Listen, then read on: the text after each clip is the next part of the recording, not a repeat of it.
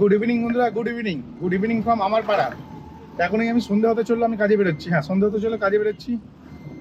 আর আমি কি বলবো আর কি, মানে এখন হচ্ছে অনেকক্ষণ পরে একটা ট্রিপ পেয়েছি। আর ইন ড্রাইভে আমি আজকাল গাড়ি চালাচ্ছি না, কারণ ইন ড্রাইভ নিজের কমিশন উবেরের মতন শুরু করেছে। 5 মাস ফ্রিতে গাড়ি চালাতাম ইন ড্রাইভে, তারপরে হয়ে গেল 5%, তারপরে হয়ে গেল 10%।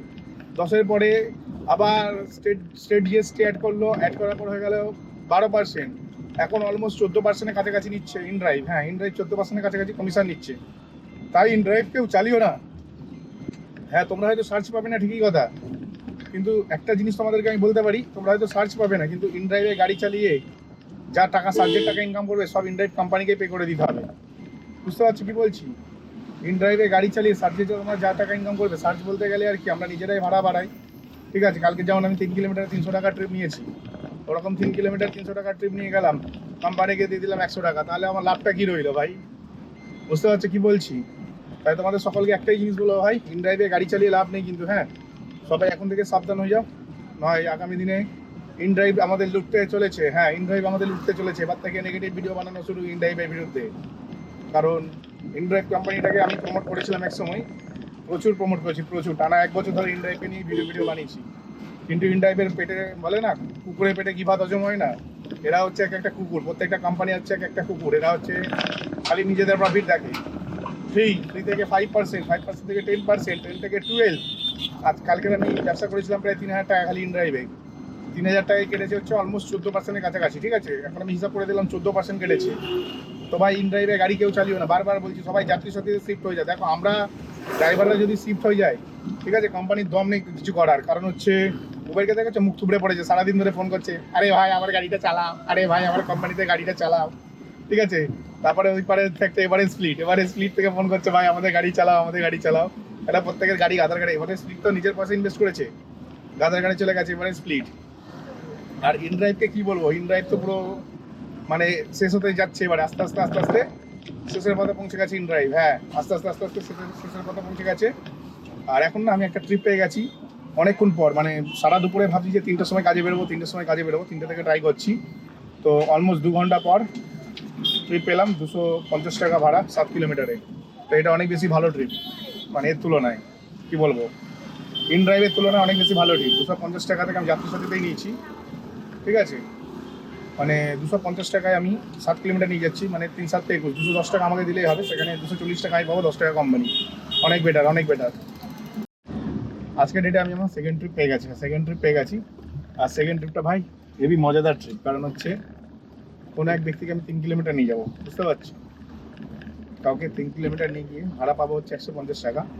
তো এইগুলোকে এক কথায় সলিড ট্রিপ বলে। তো এইসব ট্রিপের জন্য ইন ড্রাইভ তাও ঠিক আছে, কিন্তু বড় অ্যামাউন্টের জন্য ইন ড্রাইভ একদমই ঠিক নেই।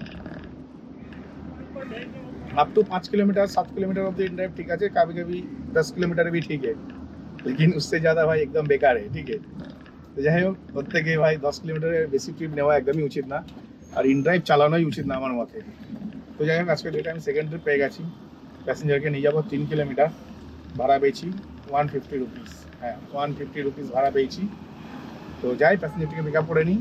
নেক্সট ট্রিপে কথা হচ্ছে। যারা যারা চ্যানেল নতুন আছে ভাই, বারবার বলি একটু লাইক আর সাবস্ক্রাইব করতে। মানুষের কি ফাটে কে জানে, ভিডিও দেখতে ফাটে না, কিন্তু লাইক আর সাবস্ক্রাইব করতে প্রচুর ফাটে। আমি পেয়ে গেছি আজকের ডেটে আমার 3 নম্বর ট্রিপ। হ্যাঁ, 3 নম্বর ট্রিপটা পেয়েছি। 5 কিলোমিটার নিয়ে যাবো 170 টাকা, বুঝতে পারছো? তো আমার নেট 30 টাকা চাই। ইন ড্রাইভে যদি গাড়ি চালাতে হয়, নিজের যেন 30 টাকা কিলোমিটার থাকে। আর তারপরে তুমি কোম্পানিকে, মানে কি বলো, তুমি 170 টাকা কামিয়ে কোম্পানিকে 200 টাকা দাও, মানে প্যাসেঞ্জারের কাছ থেকে 370 টাকা ভাড়া নাও। ঠিক আছে, 5 কিলোমিটারের জন্য 170 টাকা তোমার, প্যাসেঞ্জার কোম্পানিকে 200 টাকা দিয়ে দাও। কিন্তু সবসময় একটা জিনিস মাথায় রাখবে, যে নিজে যেন ইনকাম করতে পারি। তো এখন আমি 5 কিলোমিটার একটা ট্রিপ পেয়েছি 170 টাকা। হ্যাঁ, 5 কিলোমিটার ট্রিপ পেয়েছি 170 টাকা। প্যাসেঞ্জারের কাছে চলে এসেছি। প্যাসেঞ্জারকে একটু ফোন করে নিই। GoPro stop recording. আমি এইমাত্র একটা ট্রিপ কমপ্লিট করলাম। হ্যাঁ, এইমাত্র একটা ট্রিপ কমপ্লিট করলাম। আর ভাড়া পেয়েছিলাম হচ্ছে 4 কিলোমিটারে 170 টাকা। হ্যাঁ, আমি তো ভেবেছিলাম 5 কিলোমিটার হবে। আর বলতে না বলতে আবার আমি একটি ট্রিপ পেয়ে গেছি, সেটাও 4 কিলোমিটার। 4 কিলোমিটারে 170 টাকা। হ্যাঁ, আগেরটা ট্রিপ করলাম 4 কিলোমিটারে 170, আবার এক্ষুনি যেটা পেয়েছি সেটা তো 4 কিলোমিটার 170। তবে আগের ট্রিপটাতে না আমি বেশি মানে কি বলবো বেশি প্রফিট করেছি, কারণ পুরো ফাঁকা রাস্তা ছিল আর খুব সুন্দর প্যাসেঞ্জার ছিল। ভালো প্যাসেঞ্জার হলে ট্রিপ করতে ভালো লাগে। আর এখন যে প্যাসেঞ্জারটি পেয়েছি এটা মোটামুটি 650-700 মিটার যেতে হচ্ছে, বুঝতে পারছো। আর সেটা ছিল একদম আমার পায়ের ধারে। তো আগেরটা ট্রিপটাতে আমি 100 মিটারও যাইনি প্যাসেঞ্জারের কাছে, যেখানে গাড়ি পার্কিং করে রেখেছিলাম ওখান থেকে বুকিং ঢুকেছিল। তো যাই হোক, এখন এই প্যাসেঞ্জারটির কাছে যাই। এটাকেও যাদবপুর এরিয়াতে নিয়ে যাবো। আশা করছি ভালো ইনকাম হবে আজকে। মোটামুটি দেখা যাক কি ইনকাম হয়। আমি এখন সোজা বাড়ির দিকে যাচ্ছি। হ্যাঁ, বাড়ির দিকে কেন যাচ্ছি, ট্রিপ পাচ্ছি কিন্তু ট্রিপের অ্যামাউন্ট ভালো না, তাই সোজা বাড়ির দিকে যাচ্ছি। হ্যাঁ ঠিকই শুনেছ, ট্রিপের অ্যামাউন্ট ভালো না তাই সোজা বাড়ির দিকে যাচ্ছি। ট্রিপ ঢুকছে তোমরা বুঝতেই পারছো। তো আমি সকাল মানে বিকেলে বেরিয়ে কিন্তু বেশি কাজ করিনি, অল্পই কাজ করেছি। আর সব টাকাটাই আমি তেলে ইনভেস্ট করে দিচ্ছি। আর খালি বাড়িতে 600 টাকা পাঠিয়েছিলাম আর 100 টাকা গাড়িতে খরচা করেছি। মানে 600 টাকা তেল করেছি, 600 টাকা বাড়িতে পাঠিয়েছি, 1200 টাকা। আর 100 টাকা গাড়িতে খরচা করলাম এক্ষুনি। একটা সেলু টেপ কিনতে হলো, সেলু টেপ না টেপ, টেপ বলে, টেপ কিনলাম একটা। তো একটা টেপ কিনলাম। এখন আর গাড়ি চালিয়ে লাভ নেই, সত্যি কথা বলতে এখন আর গাড়ি চালিয়ে লাভ নেই। এর পেছনে কারণ হচ্ছে ভাই বৃষ্টি হচ্ছিল, প্রচুর টাকা পাচ্ছিলাম, ঠিক আছে।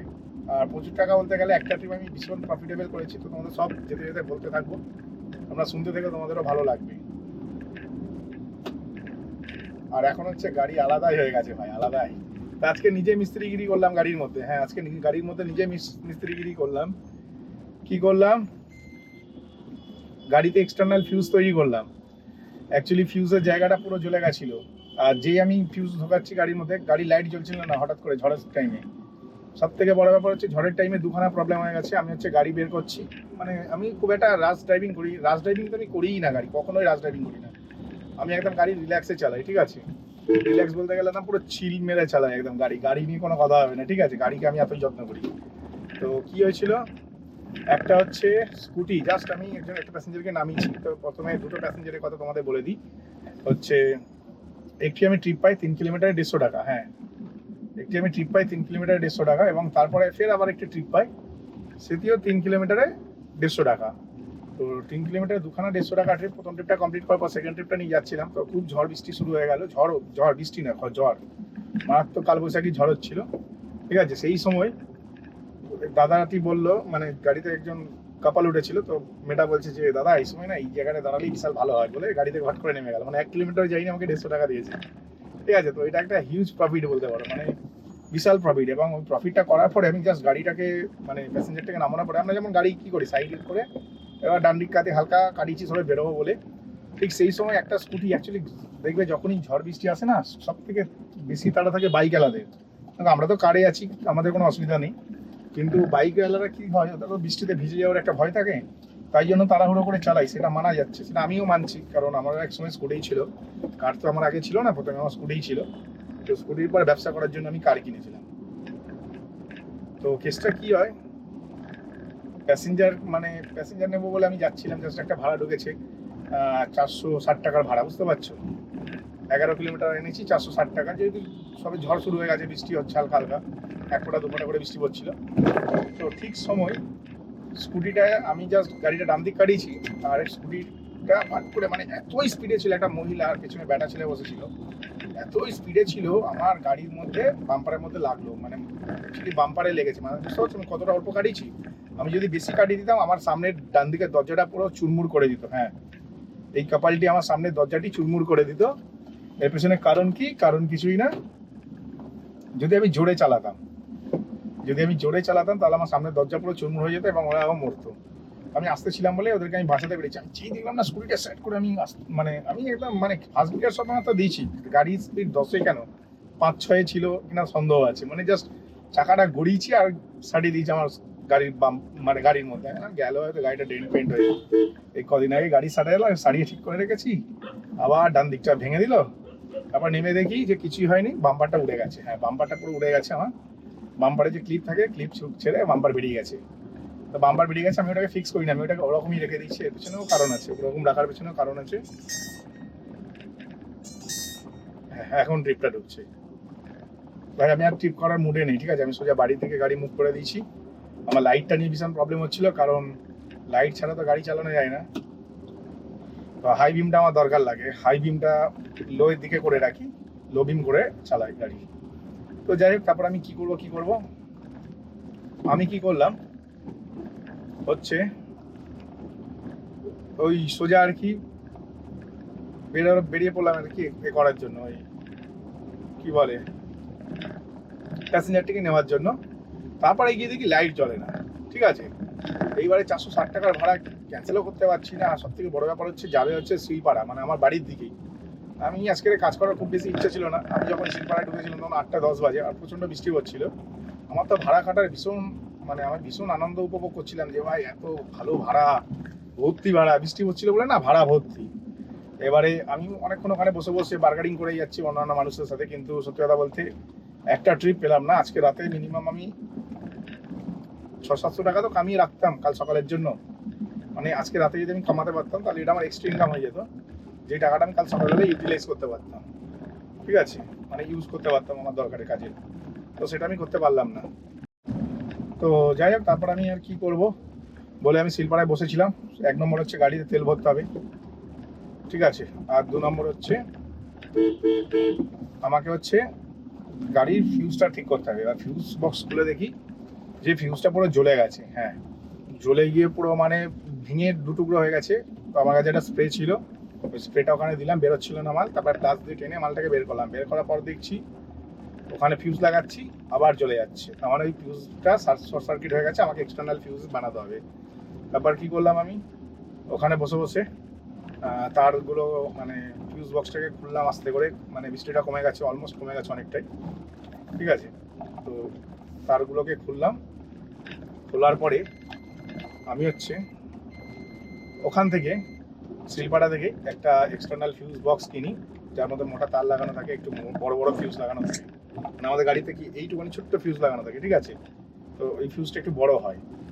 তো যাই হোক, সেটা আমি কিনে নিলাম। কিনে নেওয়ার পরে আমি কি করলাম, সেই ফিউজটা ইনস্টল করলাম আমার গাড়ির মধ্যে।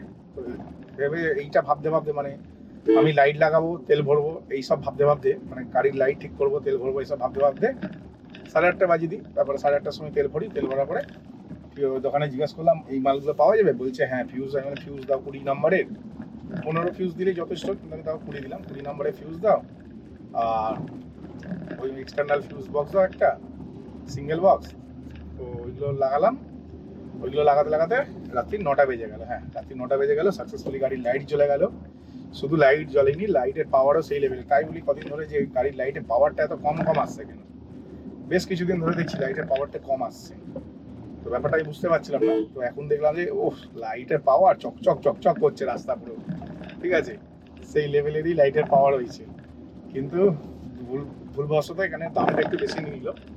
কারণ আগের বারে আমি টোটাল একটা ফিউজ বক্স, মানে সিঙ্গেল ফিউজ সেট কিনেছিলাম 50 টাকায়, যদিও বা সেটা সেকেন্ড হ্যান্ড ছিল। হ্যাঁ, সেটা সেকেন্ড হ্যান্ড ছিল, মানে কোনো গাড়ি কাজ করছিল, বেঁচে গেছে, রেখে দিয়েছিল। আমি সেটা 50 টাকায় নিয়ে নিয়েছিলাম। সেটা অনেক ভালো ফিউজ বক্স ছিল। আর এটাও ভালো, এটা ব্র্যান্ড নিউ দিয়েছে। আমি জানি না দামটা বেশি নিয়েছে নাকি। ফিউজ বক্সের দাম নিয়েছে 45 টাকা, ঠিক আছে। আর 10 টাকা করে দুটো ফিউজ নিয়েছে। 45, 10, 55, 10, 65, 45 টাকা নিল না 55 টাকা নিল।